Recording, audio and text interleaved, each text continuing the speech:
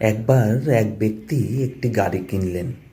কয়েকদিন পর সকালে উঠে তিনি পার্কিংয়ে গিয়ে দেখেন তার ছোট্ট ছেলেটি গাড়িটির ওপর লোহার কিছু দিয়ে লেখালেখি করছে।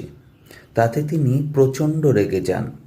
হাতের সামনে যা পান তাই দিয়ে ছেলেটির হাতের ওপর মারেন। সঙ্গে সঙ্গে ছেলেটিকে হাসপাতালে নিয়ে যাওয়া হয়। দেখা যায় ছেলেটির হাতের দুটো আঙুল ভেঙে গেছে।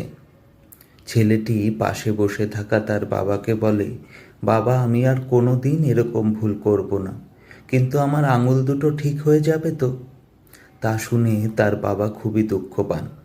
বাড়ি ফিরে আসেন, এসে গাড়িটির কাছে যান। দেখেন গাড়ির ওই জায়গায় লেখা লাভ ইউ ড্যাড, অর্থাৎ রাগ পরিত্যাগ করুন, হঠাৎ করে অশান্ত হয়ে উঠবেন না, ধৈর্য ধরুন, না হলে কিন্তু ভয়ঙ্কর কোনো বিপদ ঘটে যেতে পারে।